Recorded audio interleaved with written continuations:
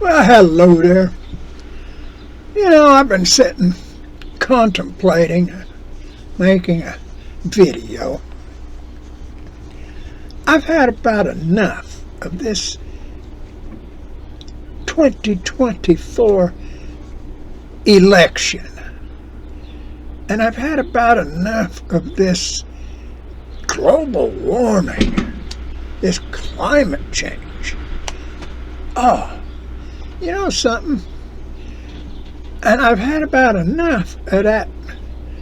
Them people back there in Washington trying to tell everybody in the United States, and not only in the United States, but in the world, what to do and how to do it.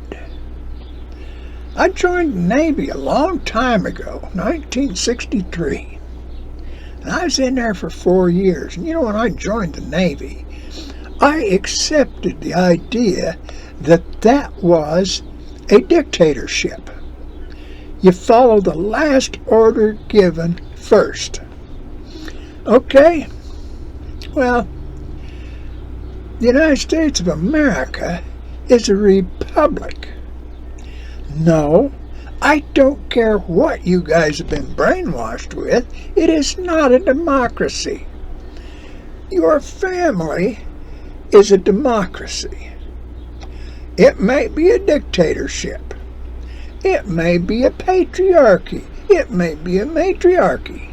It may be a kidarchy. I don't know how your family goes. Or it may be a republic. You all get a say, and then you guys all decide which is the best. Well, a democracy, especially it's practiced in the United States, with two gangs. Well, they call them political parties. The Republican Party and the Democratic Party. The Blue Party or the Red Party. But, if you go back and you look at New York City, when they first come up with all this FBI and everything, you had this mafiosa, you had that mafiosa, you had this Don, you had that Don, you had this. That was a different thing. That was an old world family type thing that had been brought to the United States. Now, technically, except for the fact that they seemed to be crime bosses, crime families, there was nothing wrong with that. But when they got to stealing, running the numbers, and all this other stuff, that's when it had to be corrected. But that's what happened when that John Adams and his Federalists got into office and brought about those Alien and Sedition Acts and trying to do some other things that were against liberty. Because the Constitution instituted liberty, individual liberty. It took a long time to get around to the individual part, but that's what it meant. And then Thomas Jefferson's buddies had to get together to defeat the Adams family. Sounds like a TV show. But anyhow, that's the way it went. And so ever since that first comeuppance, we've had a two-party democracy. Now, the states were independent, free nations, sovereign. 13 of them joined together to be the United States of America, the Union of States in America. Now, between 1789 and 1960, or 1860, there was arguments over, well, we're supposed to have royalty and stuff. Everybody's supposed to obey Washington, D.C. even before there was a Washington, D.C. And others were saying, no, we're free. This is the country of Virginia. This is the country of New York. This is the country of Massachusetts. Well, you got up there, and finally, if you go to reading and you pay attention and you get to follow the money, follow the desire for power, and you wind up with some southern plantations, not the majority of people that lived in the South, but some southern plantations that were selling commodities to the French, the British, the Dutch, Spanish, and were doing good at it. They were buying stuff for decent prices. Well, in the North, they didn't have all that good soil. They didn't have all that good stuff. And you go look between 1789 and 1860, look at how the North sold all of their slaves to the South, basically. There was slavery in the North, but it didn't pan out too good because they didn't have all the fields in that to work. But they were building factories.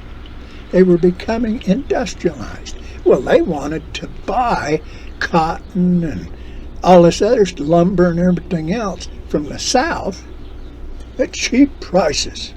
Let's just send it up to Mississippi. Let's just do this with it, get it here, send it along the coast out of Charleston Harbor up to New York or Massachusetts.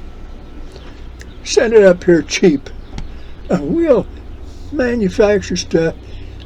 We'll send it back down and you can buy it.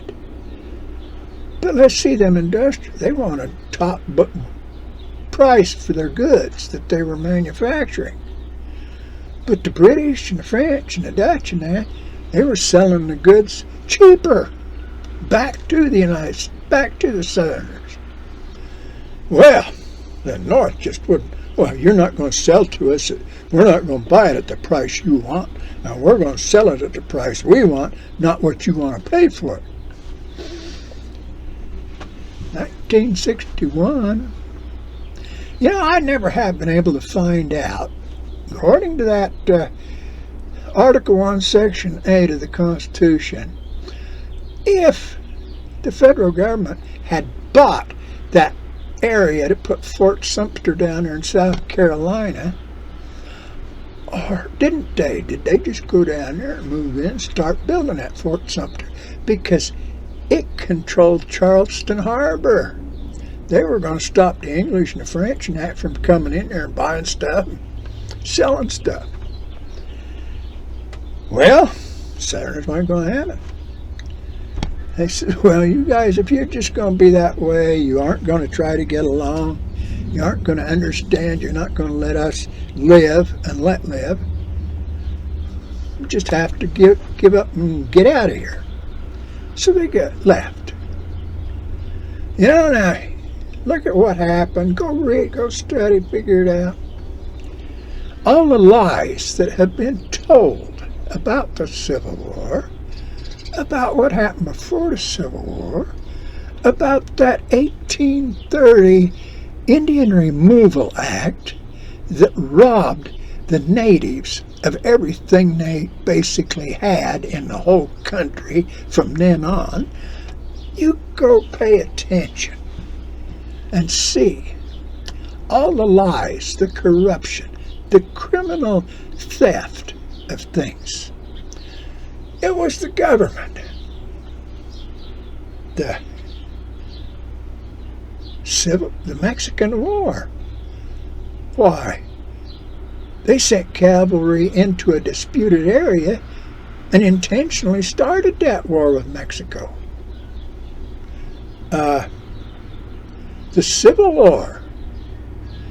They were moving all them cannons and everything into Fort Sumter so they could control Charleston Harbor. And the South said, no, People in South Carolina said, no, you ain't going to do that. You're not going to control the harbor and keep the ships coming in and out. You're not going to blockade it. They told them to get out. They wouldn't do it. So they fired on Fort Sumter. Go check it out. I'll be back. I got there's a lot of stuff that can go in here. But just go read. Go study. Go think about it and look for the lies, for the truths, the half-truths, the partial truths that are all lies. Because there's a few truths today with the politicians. There's a few truths, but there's most all true partial truths, half-truths,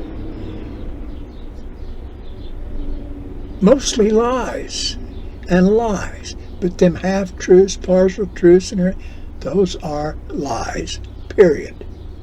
It's either true or it's a lie.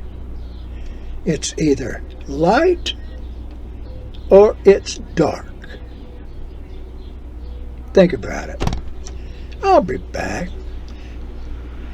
Y'all have a good day, and may God bless y'all.